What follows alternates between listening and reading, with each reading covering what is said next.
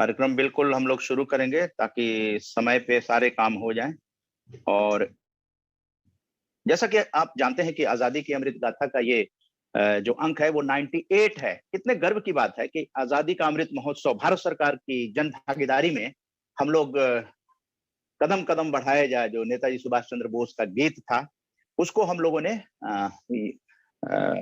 अपने जीवन में और आरजेएस के अंदर जो है फलीभूत किया है। ये बैनर आप देख रहे हैं कि आज जो है बहुत ही खास बात पर चर्चा होने वाली है कि सकारात्मक भारत के स्वर्णिम भविष्य हैं हुनरमंद युवा। और जानते हैं आपकी रोजगार की बहुत जरूरत है और आज इस कार्यक्रम को संपन्न कराने के लिए खुसरो फाउंडेशन का हम लोगों को बहुत ही हार्दिक धन्यवाद अभिनंदन करना चाहिए, जिसके कि फाउंडर डायरेक्टर हैं प्रोफेसर अख्तरुल वासे साहब, पद्मश्री से सम्मानित और जामिया मिलिया इस्लामिया के प्रोफेसर भी रहे हैं। खुसरो फाउंडेशन का ये दूसरा आजादी की अमृत गाथा का सह आयोजक बनने का गौरव प्राप्त हुआ है और वो चेयर करेंगे सेशन को। इसके अलावा मंत्रालय से, एमएसएमई मंत्रालय से जो हरीश यादव ऑफ इंडिया, और बहुत सारी पहले भी लगभग तीसरा ये पार्टिसिपेशन होगा और आरजेएस राष्ट्रीय सम्मान के भेंटकर्ता भी हैं। डॉक्टर हरीश यादव जी का भी बहुत बहुत धन्यवाद। और जो सबसे बड़ी बात है कि एक 40 पुस्तकों के मोटिवेशनल स्पीकर जो हैं, एंटरप्रेन्योर भी हैं और ग्राफोलॉजिस्ट हैं। जतिंदर पाल सिंह यानी कि jolly uncle, Jatinder Pal Singh ji jolly uncle के नाम से बहुत ही फेमस हैं और इनके अपने एक अलग अंदाज होते हैं।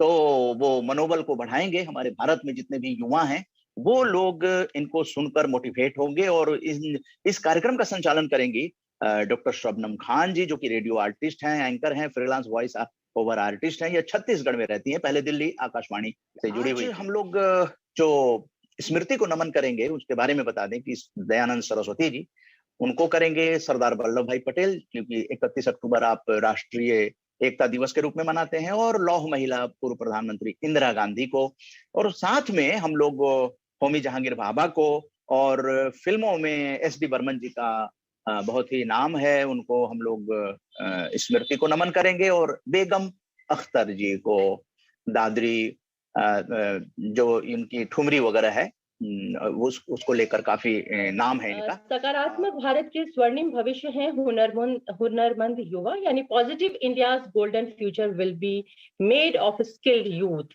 राष्ट्रीय एकता दिवस के उपलक्ष्य में आरजेएस यानी राम जानकी संस्थान आजादी की अमृत गाथा के अंतर्गत आज आयोजित है 98वां राष्ट्रीय वेबिनार, जिसके सह संयोजक हैं खुसरो फाउंडेशन, सह आयोजक हैं।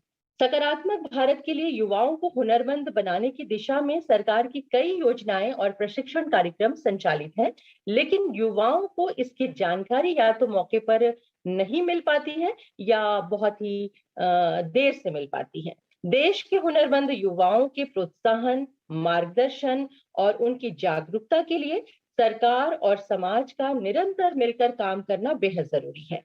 इन्हीं बातों का ख्याल रखते हुए आज खुसरो फाउंडेशन के सहयोग से राम जानकी संस्थान की श्रृंखलाबद्ध आजादी की अमृत गाथा के 98वें कार्यक्रम में मैं डॉक्टर शबनम खानम आप सभी का हार्दिक अभिनंदन करती हूँ, स्वागत करती हूँ।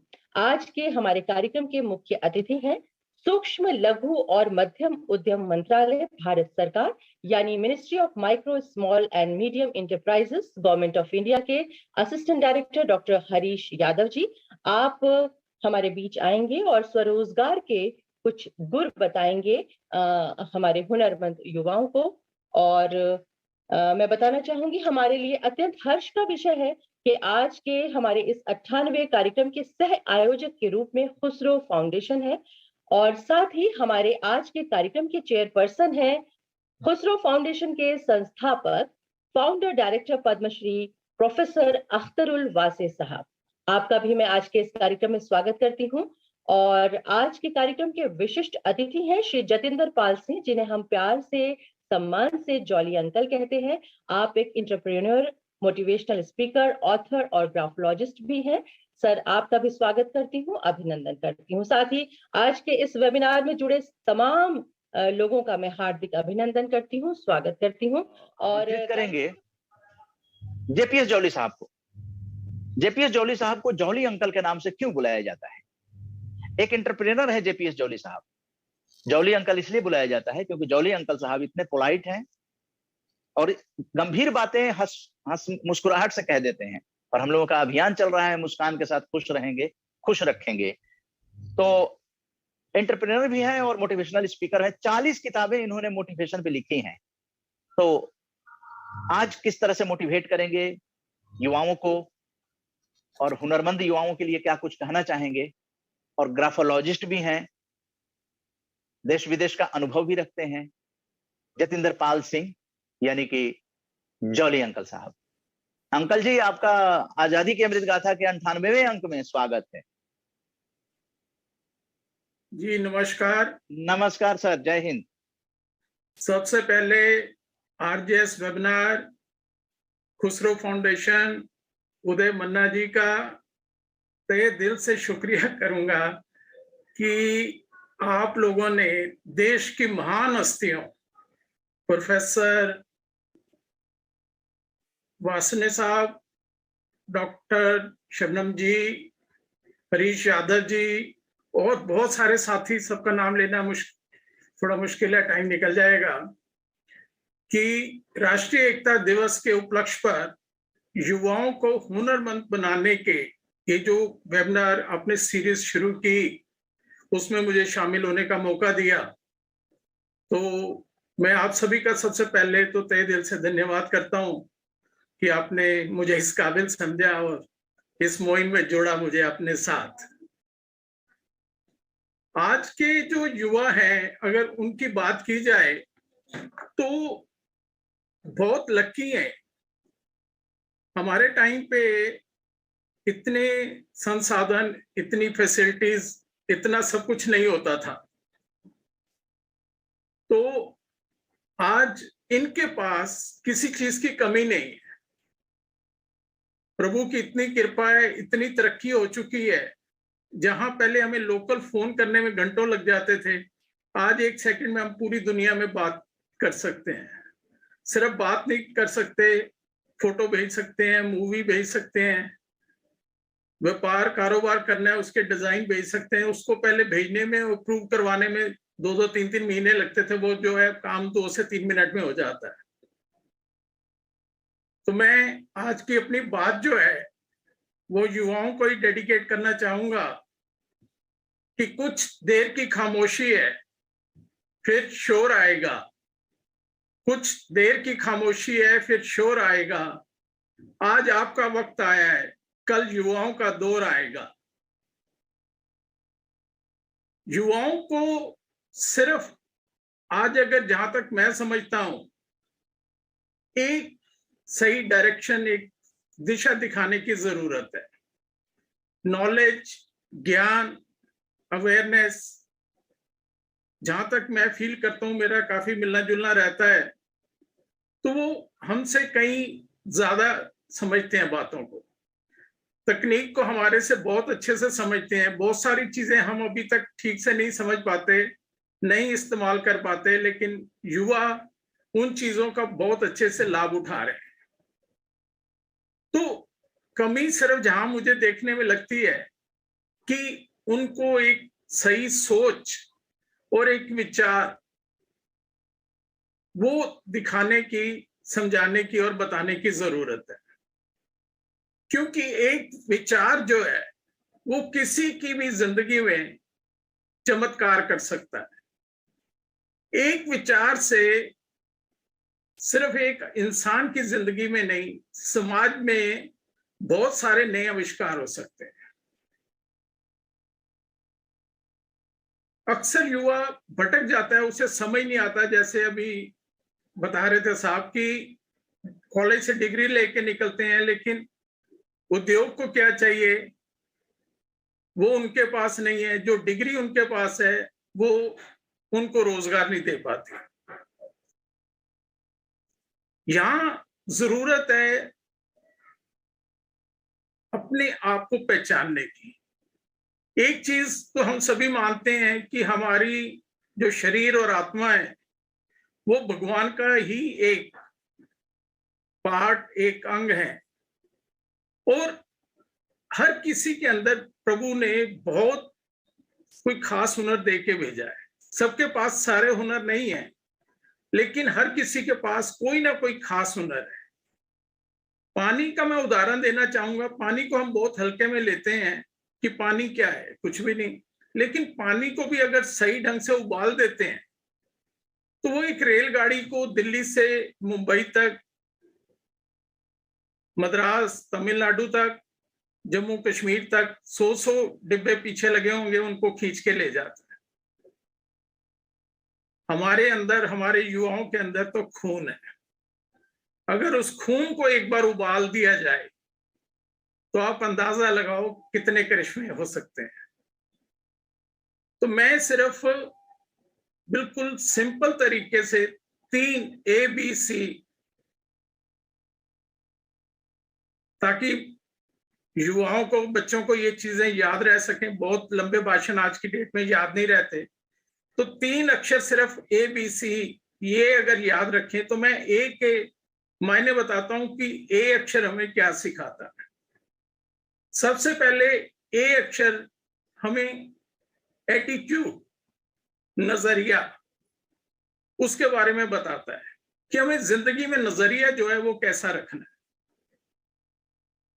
अक्सर जब कभी कोई नया काम किसी के सामने रखते हैं तो हमारे बच्चे कह देते हैं कि ये तो हमने कभी किया नहीं, ये तो हमारे परिवार वालों को भी नहीं पता, इसके बारे में हम जानते नहीं, ये हम कैसे कर पाएंगे।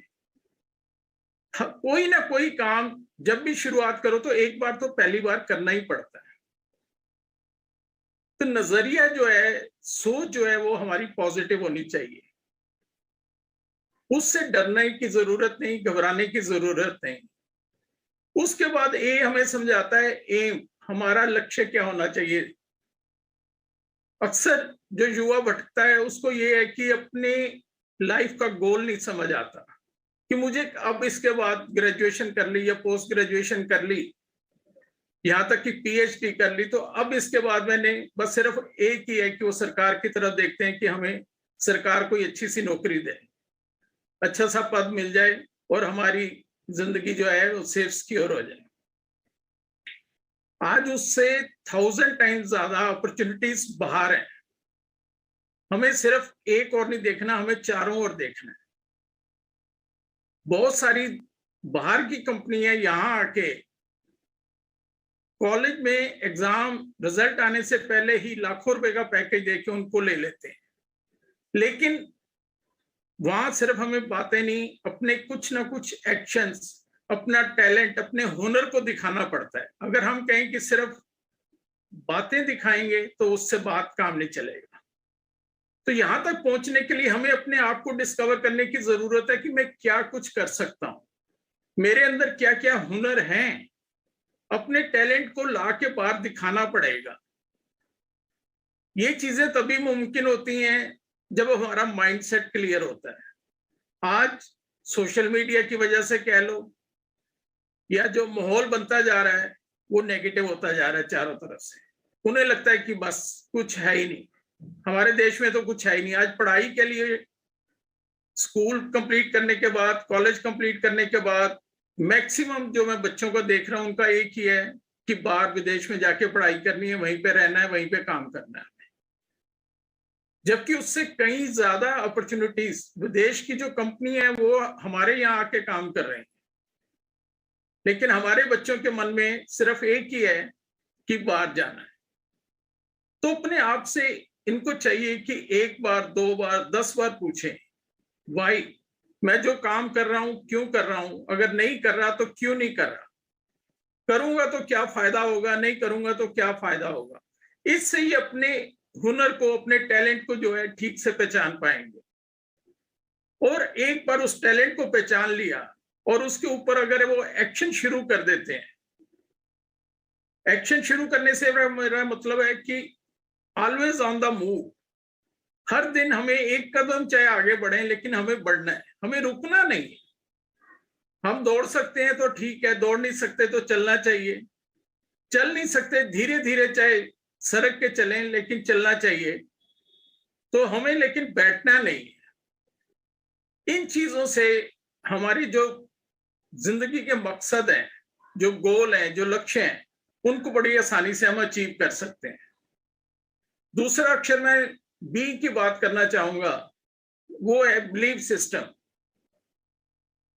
हमारे बच्चों में आज आत्मविश्वास की कमी है, उन्हें अपने ऊपर विश्वास नहीं है। मैं अक्सर कहता हूं कि भगवान पे भी विश्वास करने से पहले अपने आप पे विश्वास करो, क्योंकि आप भी भगवान का एक अंश हो। तो आप अगर अपने आप पे विश्वास करोगे, आपके अंदर आस, प्रयास और विश्वास होगा, तो आपको इतिहास पढ़ने की जरूरत नहीं, आप इतिहास रच सकते हो, इतिहास नया लिख सकते हो। अगर ये बिलीफ सिस्टम, विश्वास पैदा हो जाता है, तो इससे हमारे दिलो दिमाग में एक संतुलन बनना शुरू होता है। Balance in life, thoughts, emotions, इन चीजों में जैसे संतुलन बनना शुरू होता है, तो फिर हमें कोई भी चीज नेगेटिव दिखाई नहीं देती। कितनी भी उलझने, परेशानियां आती हैं, कितने भी लाइफ में चैलेंज आते हैं, हम इजीली बाउंस बैक कर सकते हैं, उनसे बाहर निकल के वापस आ सकते हैं। अगर एक बार में हमें सफलता नहीं मिल रही, तो हमें डरने की या घबराने की जरूरत नहीं है। हमें ये देखना है कि हम सफलता कहाँ ढूंढ रहे हैं। ये मैंने एक अक्षर लिखा है, ये आप देख पाएंगे, सफलता। उम्मीद है दिखाई दे रहा होगा आपको। तो सफलता मैंने असफलता लिखा है। तो हम सफलता ढूंढते हैं, लेकिन पहले अक्षर पे ही रुक जाते हैं कि ये तो असफलता है। लेकिन अगर इस एक अक्षर को हटा देते हैं, तो उसी के पीछे सफलता छिपी है। डॉक्टर हैं, इंजीनियर्स हैं, डॉक्टर हैं, वकील हैं, उनको चाहे 10 साल, 20 साल हो जाए, 50 साल हो जाए काम करते हुए, वो वर्ड यूज करते हैं कि हम प्रैक्टिस कर रहे हैं। अगर हम भी 1-2 बार असफल हुए हैं, तो कोई ऐसी बात नहीं, हम भी तो प्रैक्टिस कर सकते हैं।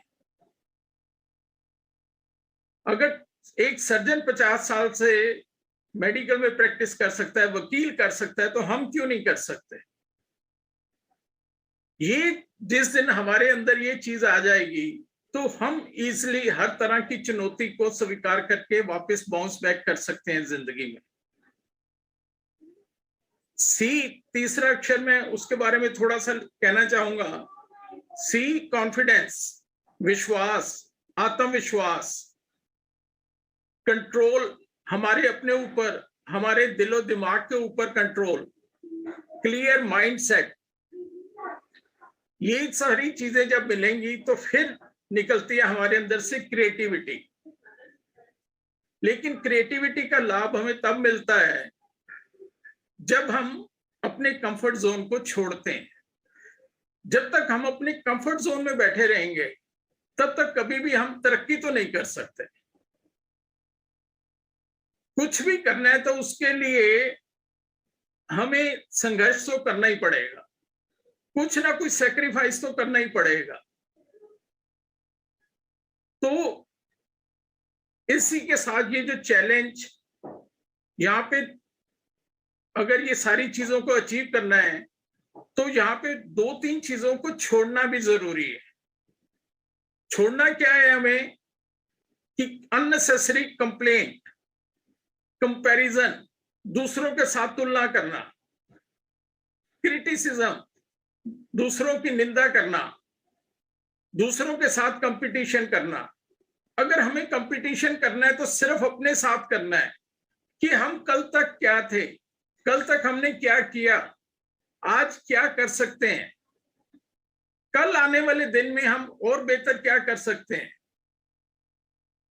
अगर हमें टैलेंट की पहचान हो गई, हमारी सोच पॉजिटिव हो गई, तो उसके बाद ये चीजें हमारी राह को बहुत आसान कर देती हैं, हमें ऑर्डिनरी से एक्स्ट्रा ऑर्डिनरी बना देती हैं। टैलेंट को पहचानने का सबसे आसान तरीका है कि जो चीज आपको दिल से अच्छी लगती है, जिसे पैशन बोलते हैं, उसको प्रोफेशन बनाओ। आपको आधी मेहनत लगेगी और रिजल्ट उससे डबल मिलेंगे अच्छे। फ्रूट जो मिलेगा वो उससे डबल मिलेगा। तो जिंदगी में जबरदस्ती कोई चीज करने की कोशिश मत करो। अब पेरेंट्स कह देते हैं उन्होंने जबरदस्ती बीएससी करवा दी, एमएससी करवा दी, या खुद डॉक्टर हैं तो उन्हें डॉक्टर के फील्ड में ले गए, लेकिन बच्चे का मन नहीं था। तो जो बच्चे का पैशन है उसको वो फॉलो करें, उसको प्रोफेशन बनाएं, तो फिर उसके जो रिजल्ट्स मिलते हैं वो कमाल के होते हैं। एक युवाओं में थोड़ी सी जो कमी मैं देखता हूं उसके बारे में मैं जरूर उन्हें कहना चाहूंगा कि टाइम की कदर करें, क्योंकि टाइम एक ऐसी चीज है, आजकल वो 1 मिनट के लिए कुछ फोन में देखना शुरू करेंगे, पता ही नहीं लगेगा कि 1 घंटा उनका कहां पे चला जाता है। तो टाइम की कदर करें, क्योंकि एक सिर्फ यही चीज ऐसी है जिसको ना तो हम खरीद सकते हैं, ना इसको हम रिसाइकिल कर सकते हैं, ना वापस ला सकते हैं किसी भी कीमत पर। अगर ये 3-4 पॉइंट जो मैंने ABC के बताए हैं, ये मेरे दोस्त, हमारे बच्चे ये याद कर लें, तो जिस तरह एक पेड़ अपनी पूरी कैपेसिटी तक फैलता है, पूरी कैपेसिटी तक जाके अपने फल देता है, उसी तरह आप अपने टैलेंट का पूरी कैपेसिटी का यूज कर पाएंगे। आपका माइंड एक बार सही से सेट हो जाए तो आपकी लाइफ सेट होने में देर नहीं लगेगी। तो इन चीजों का ध्यान में रखो। लास्ट में मैं एक लाइन और कहना चाहूंगा कि उम्र कभी थका नहीं सकती, ठोकर कभी गिरा नहीं सकती। अगर मन में जिद हो जीतने की तो हार चाह कर भी हमें हरा नहीं सकती। उम्मीद करता हूं कि मेरे विचारों से जरूर हमारे दोस्तों को, हमारे युवाओं को एक नई दिशा मिलेगी। फिर भी कभी भी जरूरत हो, मैं हर वक्त हाजिर हूं आपके थ्रू। उदय जी, मेरा अपना YouTube चैनल है जॉली अंकल के नाम से, 400 के करीब मैंने मोटिवेशनल वीडियोस बनाई हैं। किताबों का आपने बताया 40 किताबें मैं लिख चुका हूं और बड़ी दूर तक लोग पढ़ते हैं, उनका प्यार मिलता है, बहुत मैं लकी हूं।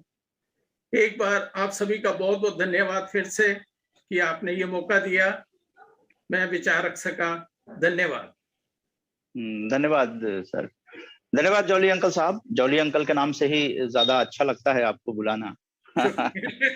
वैसे JPS जॉली साहब हैं, जतिंदर पाल सिंह जी। आपके एक एक लाइन जो है वो प्रोवर्ब के रूप में, मुहावरे के रूप में अंकित हो गया है, जो लोग भी जुड़े हैं। हालांकि अच्छे कामों को